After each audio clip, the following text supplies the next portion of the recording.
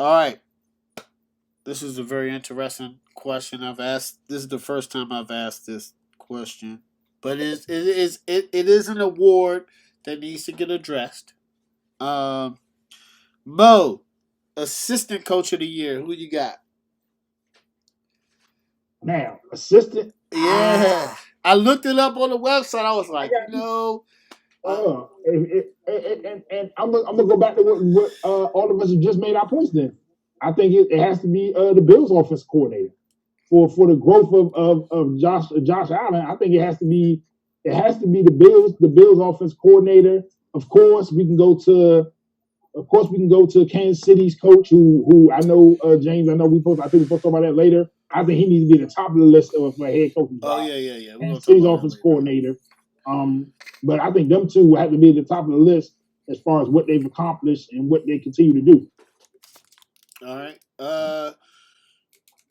Craig, assistant coach of the year. I'm just gonna maybe lean towards Nathaniel Hackett from Green Bay, just because That's a the good one. team that is on the field with Aaron, or the players that are on the field with Aaron Rodgers, outside of Devontae Adams, like, are pretty much nobody as far as receivers go. Aaron Jones is a solid running back, but you just like, and they're putting up points. I think they're maybe first or second in the NFC in points, so they're putting up points even without another solid wide receiver on the other side of Devontae Adams. And Devontae Adams in itself, like, it's common sense, just throw him the ball, right? He had eight straight games, I believe, with a touchdown. For some reason, it got stopped last week against Carolina. I don't know what Carolina Carolina did. played a really good game, brother. Whatever, man. So They I don't know what I need to look for did. my fantasy. But anyway, I mean, I just think that they're putting up. Obviously, Aaron Rodgers is doing his thing, 40 touchdowns, like I said earlier, and they're just putting up points, man. Just look like one of the top offenses, and now they have the inside track to get the number one seed. So Yeah. going with Hackett. Okay, Joe. Who do you have? Off So NFL offensive.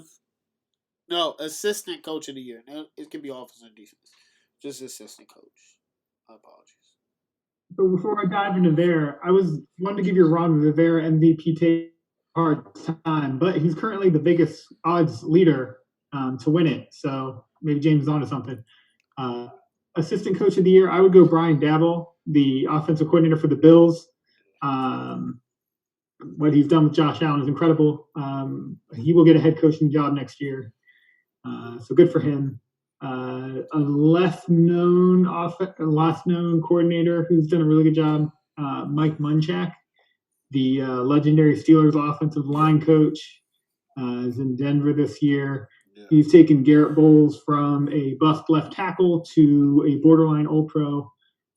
He's going to get He's paid. worked with a patchwork offensive line. He's so about to get paid this year. Bowles is up, Yeah, isn't he? yeah. Yeah. Garrett, he just got signed. It was like 17 a year for 4 years. Yeah. So yeah, but he turned his career around. But I think Brian Dabble's gonna win. I don't think it's close. Yeah, I'm with Joe and Mo. Brian Dabble, I think. Shout out though, Craig. That's the Green Bay offensive. Yeah, I mean, the Green Bay assistant coach definitely deserves respect. I just think that the Bills won the division. Josh Allen's leap from this year to last year. I know that it's Stephon Diggs, but his ball placement is a little bit different this year, and he's making more. Uh, he's making better decisions on the field, regardless of when to pass it, when to not. He's running less, and I think that's just the development of him working with the offensive assistant. And I was listening to Tony Dungy. Shout out Shannon Sharp on his podcast. But a lot of coaches, just what Greg Roman has done in Baltimore, and what Brian Dobo has done in Buffalo, is they're listening to the quarterbacks more nowadays to find out what they like, what they're accustomed to, and they're starting to cater the offensive plan around them. It didn't used to happen like that. It was just like, my way goes. You need to learn this offensive system. But now it's more like, Cliff Kingsbury in Arizona. Like, if we're going to bring in a young guy, we got to bring in you know, that understands them, and we have to start listening to them. Open up the communication a little bit more, and that's how I think the younger quarterbacks are being more successful nowadays. I think it's a give and take relationship. Like, what do you like to do? What don't you like to do? And I think that's it's better for both sides. You know.